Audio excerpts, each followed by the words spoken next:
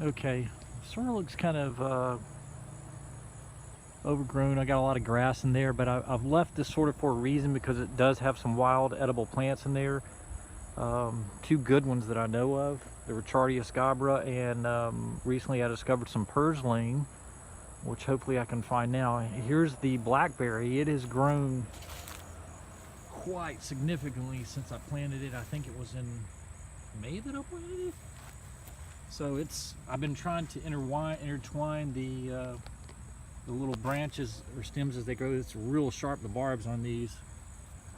Sort of like navigating them around these as they grow long enough. You see there's a nice new growth there. The new growth is like a red. So I don't really expect this to produce anything worth anything for about like maybe 4 years, maybe at least 3. It's not going to do anything this year. If anything, all this growth right here may produce next season. There's a long one here that's grown all the way over, so check that out. So it's almost reached the top of that. So see, I can intertwine that. I'm going to bring that back over this way, wrap it around, and then back like that. You don't want it too tight. Oops. Might have to grow a little more before I wrap it. So, and this is one. So that's what I've just been doing as they grow. I've just sort of been directing them up these little poles. Eventually I'm going to have to create a cross wire, especially probably for next year.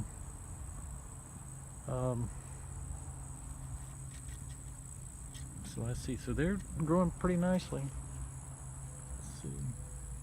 Yeah, so I'll just wrap that one around like that. So that one's wrapped around like that.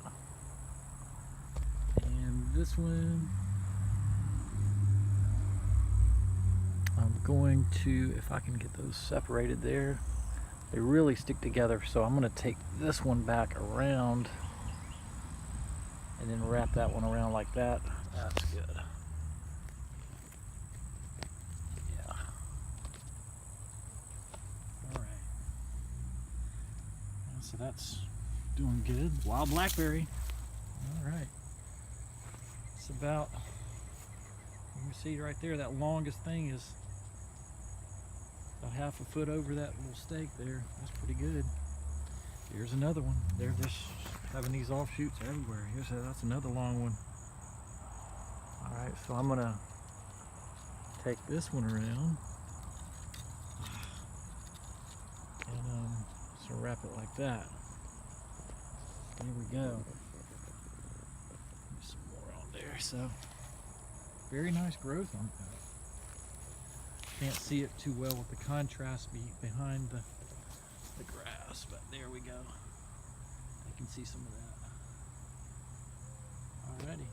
All right, so now this is the Ricciardia scabra. This is the most prolific wild edible plant I have now.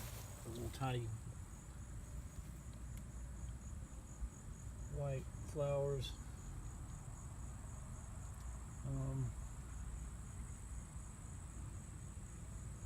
Very, very tiny.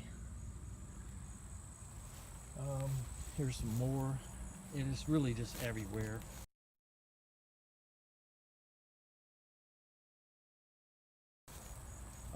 But there is some Purslane intermix. Matter of fact, here's some Purslane.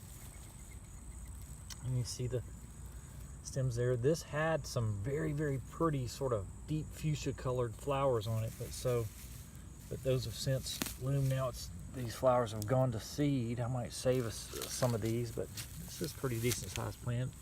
It still can be used medicinally. So you can see that's sort of what it looks like there, grouped together. That's Purslane. I think I got a few more of that intermingled. There's some wood sorrel, that clover looking stuff.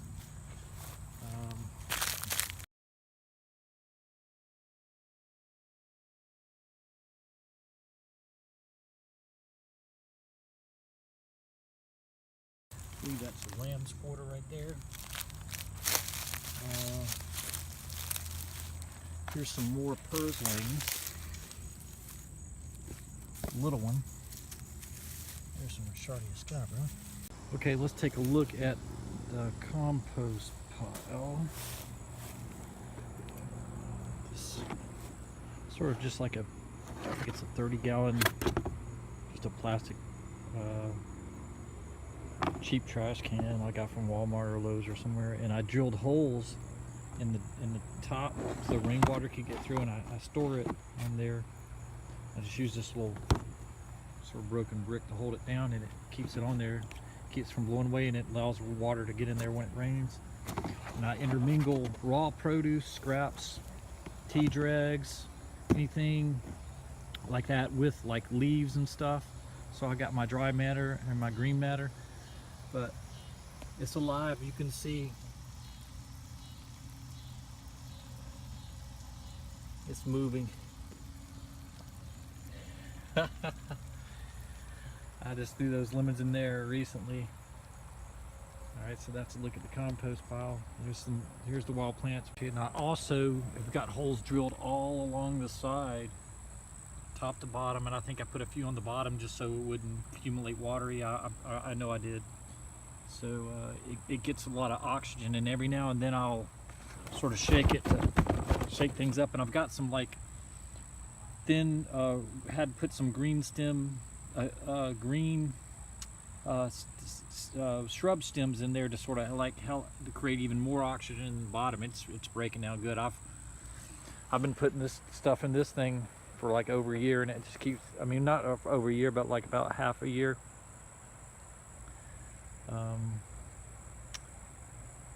No, actually only about, no, because it was full. I had 2 years worth of stuff in there, and I put it on the magnolia tree, and boy, that gave it a jolt. It really shot up in height, grew probably about maybe a third higher than it had been the previous years.